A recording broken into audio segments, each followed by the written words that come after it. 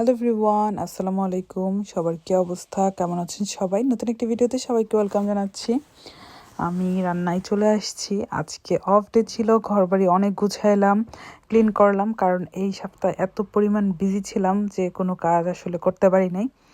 পরে সকাল থেকে অনেক কাজ করলাম, আর আজকে ঘুম থেকে অবশ্য অনেক লেট করে উঠছি। তারপর ওঠার পর মোটামুটি সব শাকসবজি সব কিছু রেডি করে রাখলাম, সব ক্যান্ডেল ধরে নিলাম। রান্নার আগে সব কিছু রেডি করে সুন্দর করে এভাবে গুছিয়ে রাখতে আমার কাছে খুব ভালো লাগে। আর রান্নার ক্ষেত্রে আমার কাছে মনে হয় সব কিছু এরকম গোছানো থাকলে রান্না করাটা অনেক ইজি হয়ে যায়।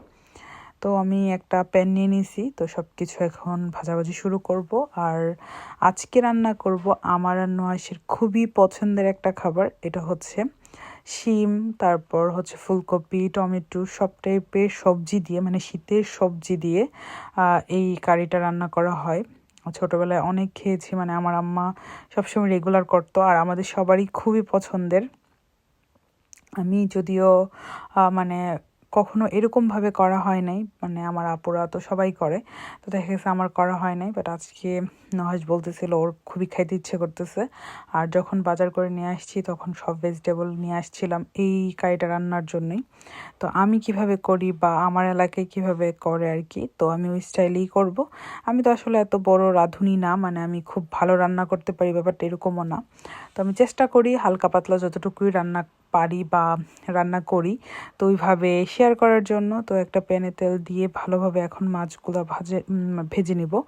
তো মাছগুলাতে আমি অলরেডি মানে লবণ আর হলুদ দিয়ে মাখাই নিয়েছি ভালোভাবে ক্লিন করে।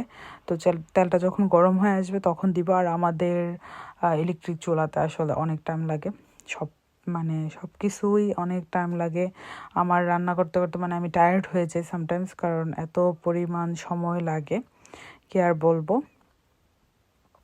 তো আমার কাছে মনে হচ্ছে আমি বড় একটা প্যানি নিছি, সবগুলা মাছ একসাথে হবে। আর এবার আমি রুই মাছটা যখন কিনি, আসলে অনেক বাজার তো সবসময় একসাথে করি, তো তার জন্য আসলে খেয়াল করা হয় না। এবারের পিসগুলো আসলে অনেক ছোট ছোট করে কেটে ফেলছে। যদি মানে আমি সামনে থাকতাম তখন আসলে আমরা পিস সাইজ করি অন্যরকম ভাবে, কিন্তু দেখা গেছে যে মানে এবার একটু হয়ে গেছে। আর আমরা তো দুইজন মানুষ, তো ছোট ছোট হইলে খাইতেও ইজি হয়, কারণ আমি এখানের মাছ ওরকম পছন্দ করি না, জাস্ট রুই মাছটাই খাওয়া যায়।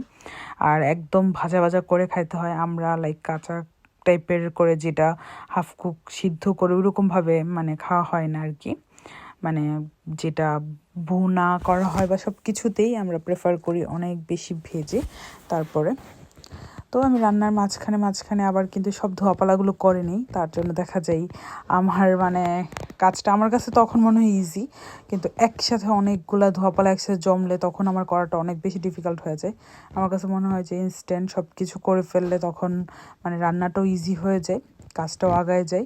তখন জাস্ট রান্নাঘরটা ক্লিন করে তারপরে শুধু শাওয়ার করে এসে খাওয়া দাওয়া শুরু করি। আর আমি নুহাস একসাথে খাওয়া দাওয়া করতে খুবই পছন্দ করি।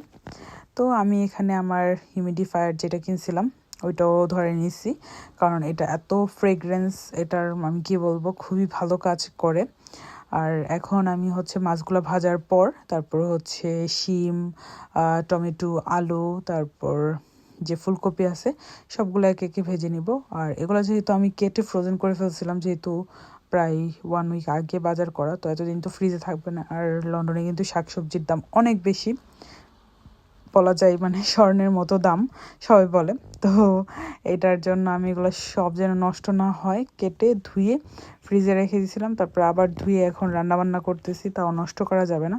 কোনো জিনিস আসলে আমার অপচয় ভালো লাগে না। তো আমি মোটামুটি আমাদের খাওয়া যেগুলো না হয় বা আমরা রান্না করতে পারতেছি না, ব্যস্ত থাকা হয়, আমরা দুজনে অনেক বেশি ব্যস্ত থাকি, তো তখন আমি সব ফ্রোজেন করে ফেলি। এটা আসলে মানে আমার কাছে ইজি হয়। তো এখন সব ভাজাভাজি করে একটা বড় পাতিল নিয়ে নিছি, পাতিলের মধ্যে আমি পেঁয়াজটা একটু ব্রাউন কালার হয়ে আসার পর তারপর সব মশলাপাতি দিয়ে দিব। এখানে মরিচ, হলুদ, সব কিছু লবণ সব কিছু দিয়ে ভালোভাবে মশলাটা কষাই, তারপর পানি দিয়ে তারপর আমি সবগুলো একসাথে মিক্স করে দিয়ে দিব আর কি। ইদানিং আমি জানি না কি জানি হয়ে যাচ্ছে, আমার লবণ সব কিছুতে বেশি হয়ে যায়। ভাগ্যিস মানে ওই দিন লবণ ঠিক ছিল, কারণ আমার ফ্রেন্ড আবার ওর নতুন মুভ করছে আমাদের এলাকাতে, তারপর ওর জন্য একটু রান্না করে তরকারি নিয়ে যাব বিকালবেলা, ওর বাসায় ওর সাথে একটু দেখা করতে যাব। আর এত মজা হয়েছে, নুহাস বলতেছিল কারিটা খুবই মজা হয়েছে। সবাই ভালো থাক। এক সময় আমাদের দুজনের মধ্যে ভালো রাঁধুনি ছিল আমি, কিন্তু আমি ভালো রাঁধুনির থেকে আরো নিচে নামছি, আর তুমি সরে গেছো সেরা রাঁধুনি। এটা মিথ্যা কথা বলো না, তুমি কখনোই ভালো রাঁধুনি ছিল না, অলওয়েজ আমি ভালো রাঁধুনি ছিলাম। আর তুমি এখন অনেক সেরা রাঁধুনি হয়ে গেছো। কেমন রান্না করি আজকেরটা কেমন হচ্ছে? আচ্ছা না, এটা আমার শীতের সবজি, এটা তোমার অনেক পছন্দ আমি জানি, পছন্দের একটা, তার জন্যই তোমার জন্য রান্না করা।